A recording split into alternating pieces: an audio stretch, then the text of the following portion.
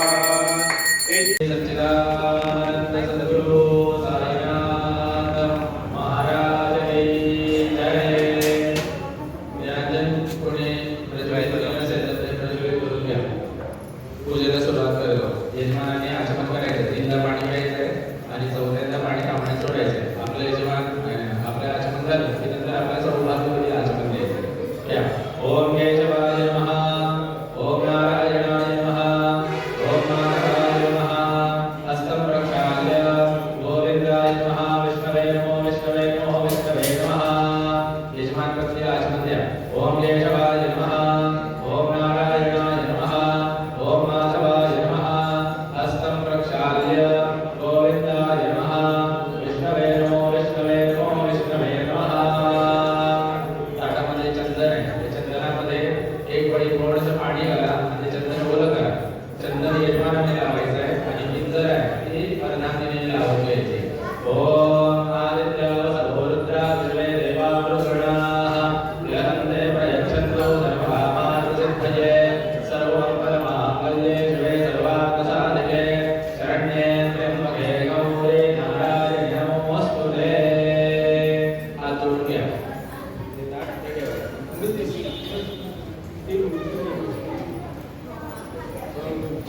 ओम केशवाय नमः ओम नारायणाय नमः ओम माधवाय नमः ओम गोविंदाय नमः ओम धर्म अर्थ काम मोक्ष चतुर्विध पुरुषार्थ सिद्धि अर्थ तथा च जीवने सुख शांति समृद्धि ऐश्वर्य विपुल धन धान्यादि पुत्र पौत्रादि अभि वृद्ध्यर्थ तथा च इदं व्यक्तिलं ध्यायामि प्रार्थनां समर्पयामि नमस्करोमि सद्गुरवे नमो सद्गुरवे नमो सद्गुरवे नमो नमः हात जोडा आणि बाबांकडे प्रार्थना करा समर्था तुमच्या दिव्य स्वरूपाची सेवा करण्यासाठी शिरोदाम भावावेदं त्रिगुणरहितं सद्गुरुं नमामि शान्तचित्ता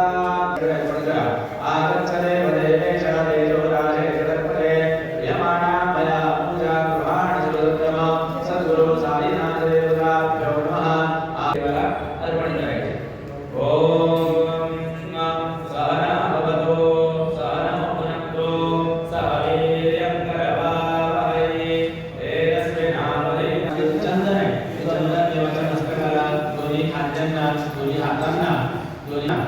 देवाला अर्पण करायचा अवकाश ओम चंदनं पंचमण्डिकां नानारोगनिवारकां दुःखनाशकां प्रेमवर्धकां सौरशक्तिशान्तसकलसुखवर्धकां वनस्पति भोगाय भोगाय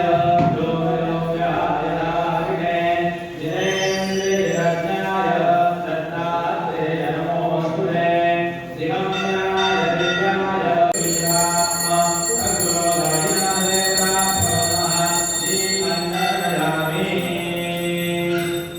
एक ठेवा आणि अंगावरून पाणी नावाने सोडा एक फळीवर पाणी नावाने सोडा